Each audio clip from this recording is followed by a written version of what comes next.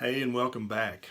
Today I want to talk to you about a diet that is easy to follow and that is affordable.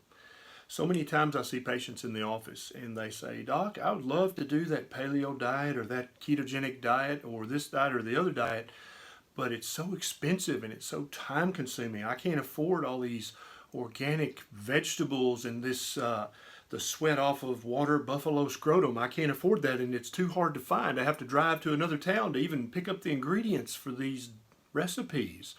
And so I want to take a minute and talk to you about a diet that you can afford that's basically free, but it has been proven to work for thousands of years.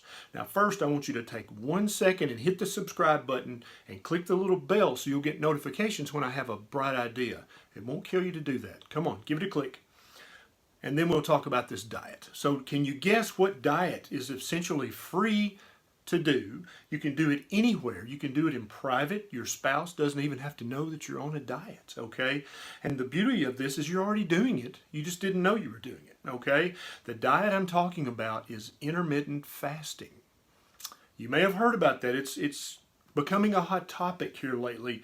The funny thing about that is that people have been using intermittent fasting as a means towards health and optimal nutrition for thousands of years. It was usually tied into religious practices and beliefs, but very, very often people would fast on purpose to benefit their health or to benefit their religion or for some other important reason. All through human history, human beings have faced fasting conditions. If the food's not there, then you didn't eat. And in modern times, the food's always there. We never have to worry about going to the cupboard or the fridge and there being no food there. At least most of us don't. Some of us still do. But the ones of us who never have to worry about that are actually at a disadvantage because we gain weight. We get insulin resistant and we wind up with type 2 diabetes because it's never winter. There's never a famine. There's always a fridge full of food. With intermittent fasting, you can begin to easily, cheaply replicate the fasting of our ancestors of old safely, very easily, and for no cost. And so here's what's going on. You already intermittently fast, and you may not even know it. How many hours a night do you sleep? Okay, whatever that number is, you fasted for those hours unless you sleptwalk and went to the fridge. And so for most people, we'll just say you fast 8 hours a night already. So you don't eat while you're asleep, so therefore you're fasting. Now what I'm going to recommend, and so most people, that's what they do. They sleep for 8 hours, and then as soon as they wake up, they either eat or drink something with calories and break their fast. That's what the word breakfast means. Now, what I'm going to recommend is that we either put off eating that morning meal for a few hours or we eat the evening meal a few hours earlier.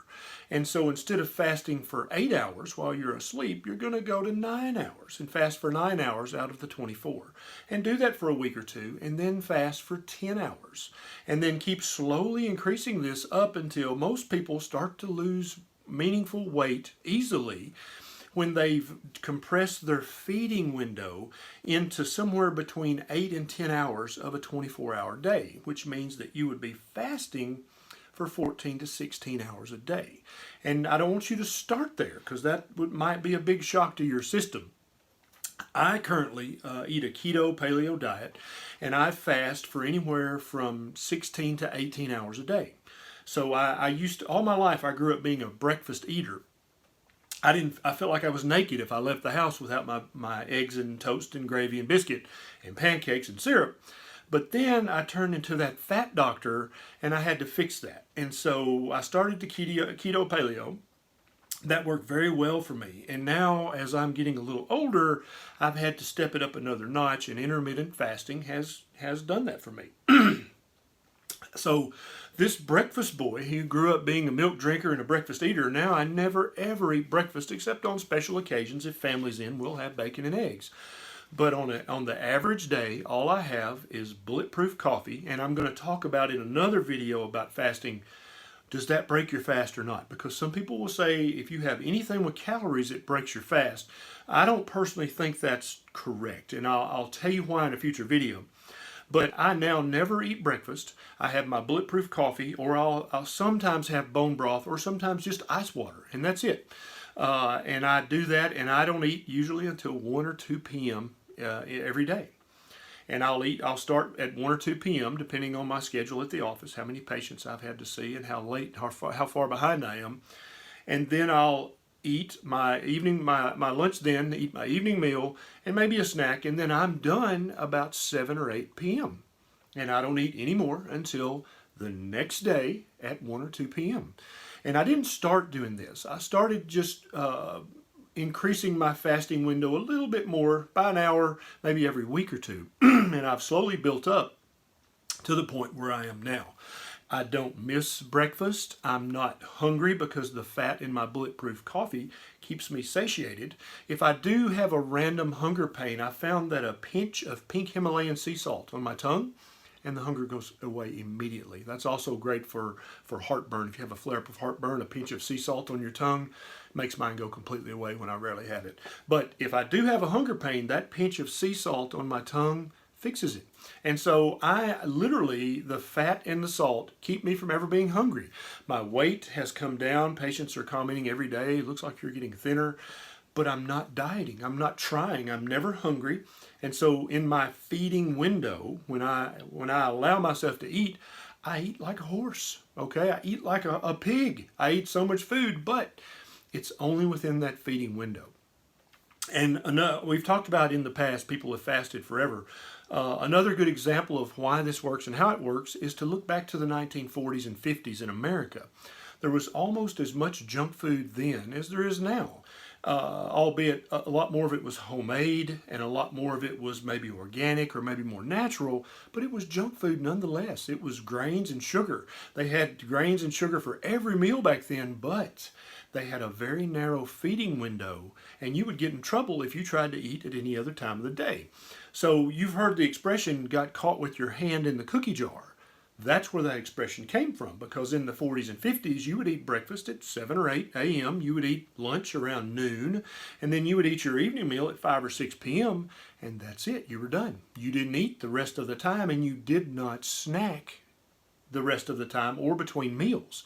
And so you had a fasting window that was enforced by your mother, who, if you got caught with your hand in the cookie jar, would deal with you in a corporal kind of way.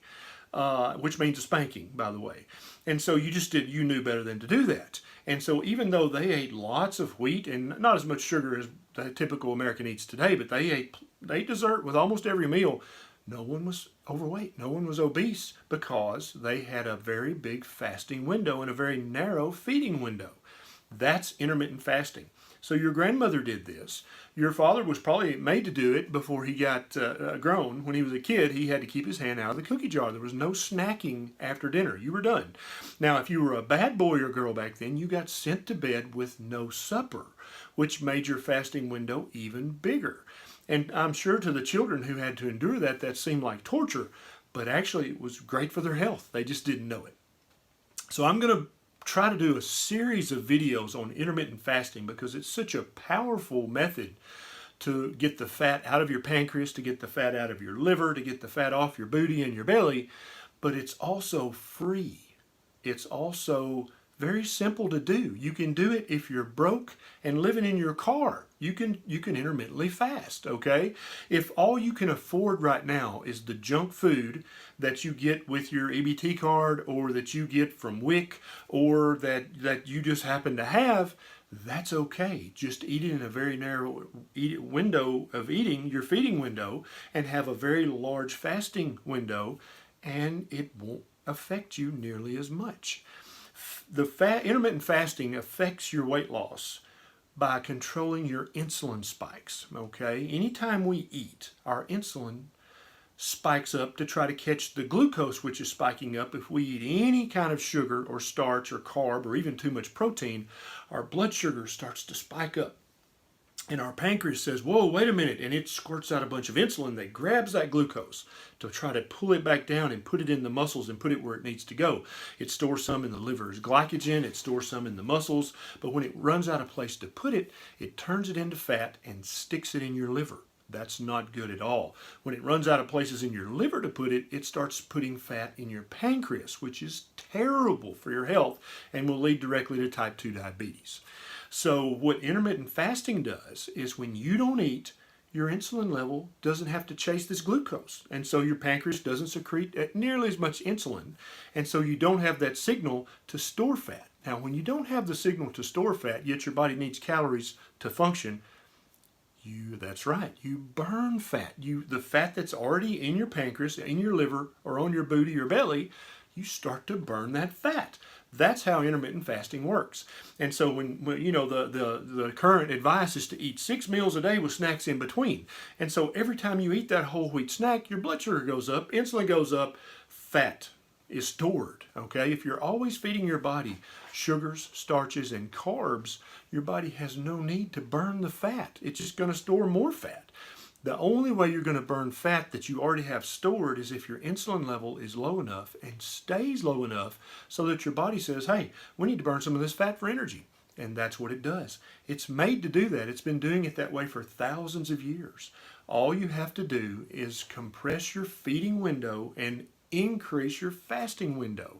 You can do this very slowly. It probably took me 3 months to go from a 16-hour feeding window, because I used to be a snacker guy. And my wife Nisha will tell you I used to have my bedtime snack in bed. But as my pants kept getting tighter and tighter, I had to stop that.